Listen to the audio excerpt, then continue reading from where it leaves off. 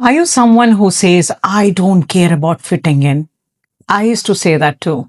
I genuinely believed I would never be influenced by people, society, or what others thought about me. But over time, I realized even when we say we don't care, we do get influenced in subtle ways. I thought I am completely unaffected, but I was wrong. Hey, it's your pal Pallavi, and welcome back to my channel. If you're new here, this is a space where I share my journey of becoming a better version of myself. And today I want to talk about the need to fit in, the constant comparison around us, and the invisible pressure we carry without even realizing it. So let me start with my own story.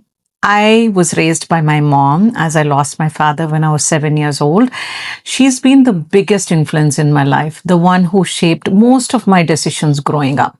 Her only dream for me was to see me become a good classical dancer. Back then, when I was in school and college, most parents were pulling their kids out of extracurricular activities so that they can focus on board exams and competitive exams.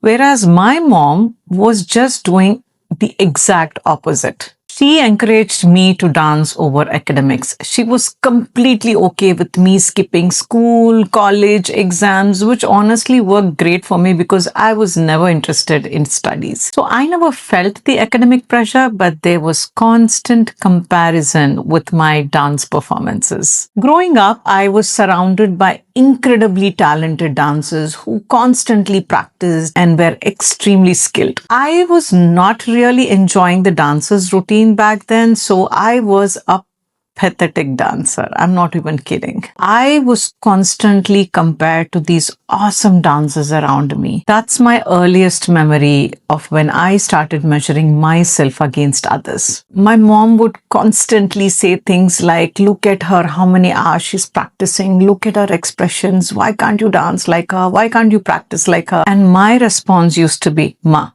I cannot dance like her. I cannot be like her.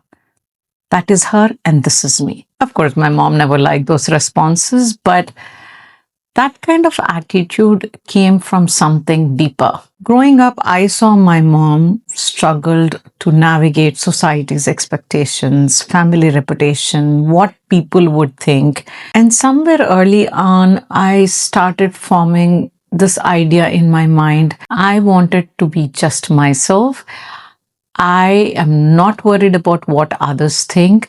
I will not live my life for others. I will live my life for myself. Those were the thoughts I had back then. I thought I would never get influenced and I won't do anything just to fit in. But I was wrong.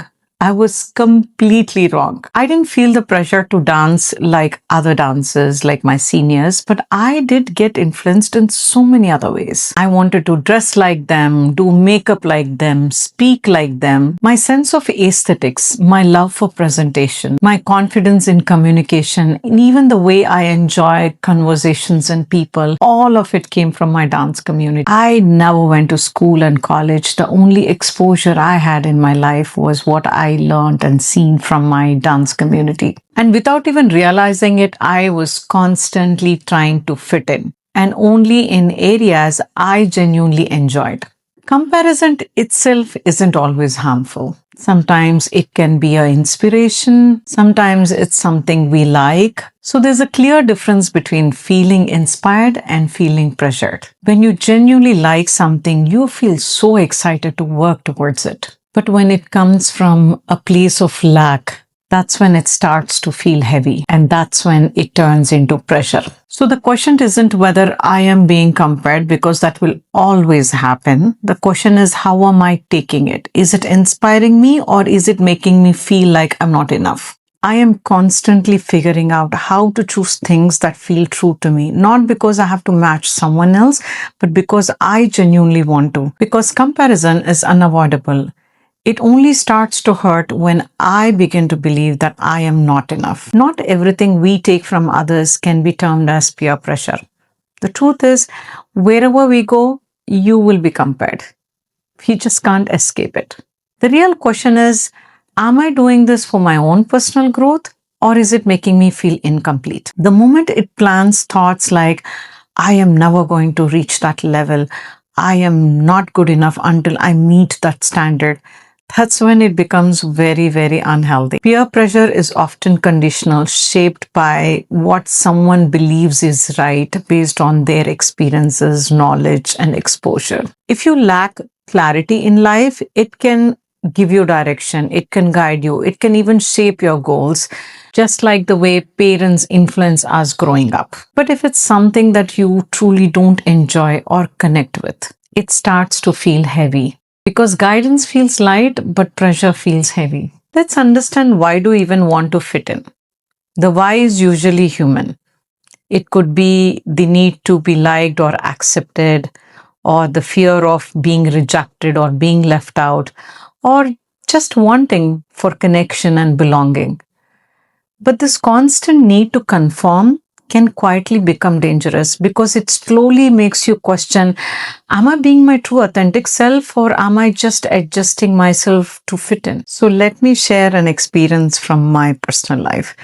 I was running a very successful dance school that gave me name, recognition, and reputation.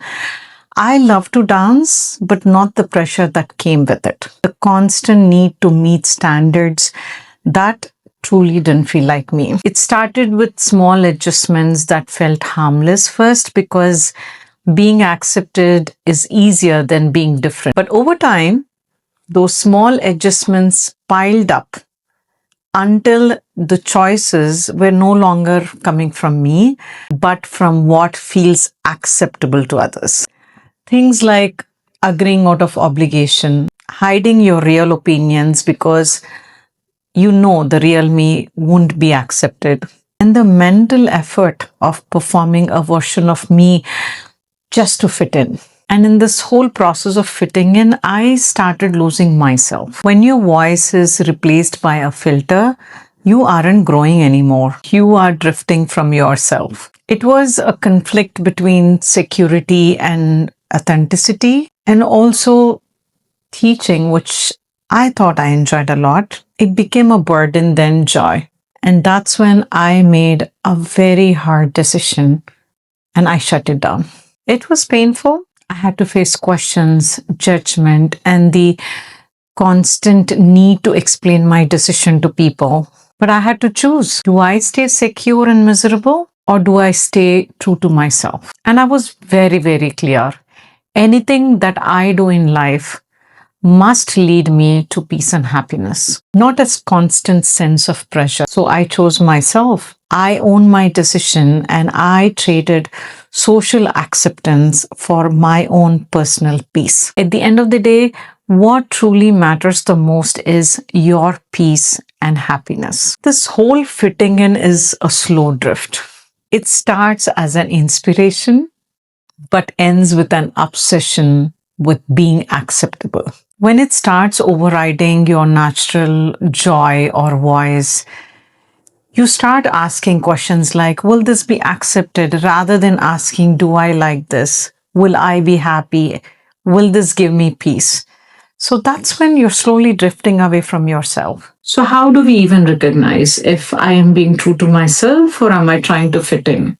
I would ask questions like, am I doing this for myself or for others? Why do I feel the need to match someone else? Is it coming from inspiration that brings me peace and happiness, or pressure that makes me feel heavy, uneasy, or drained? Let's not lose ourselves when acceptance from others matters more than the honesty with ourselves. Being socially accepted should never be a life and death situation. I want to leave you with something to reflect on because awareness is where change begins. Have you ever done anything just because everyone else was doing? And more importantly, did you feel happy? And lastly, did your yes to others become a no to who you really are? Please share your thoughts and answers in the comments. I would love to read and know your perspective. And like I always say in every episode, you are not alone in this. If this episode resonated with you, give me a thumbs up. And if you haven't subscribed to my channel yet,